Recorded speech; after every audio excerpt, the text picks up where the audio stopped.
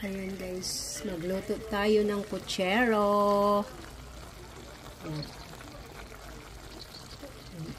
Inaantay pa natin kung ano, simmer muna para ano, napa-absorb pa.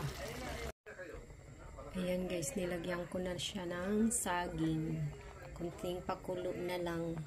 Dinamihan ko ng sabaw kasi mas gusto ko yung masabaw siya. Kahit sabaw lang ang iulam ko, okay na. So ayan guys, nailagay ko na yung kunting kulo na lang. Dami ng sabaw. Masarap kasi pag may sabaw. Ayan, nilagay ko na yung hands, pork and beans. Asin lang nilagay ko dyan guys, at saka konting seasoning, mga dalawang ano, asin lang, walang ibang, tsaka pamienta, asin, pamienta, tsaka yun lang. So yan, pakulo na lang konti. Yes.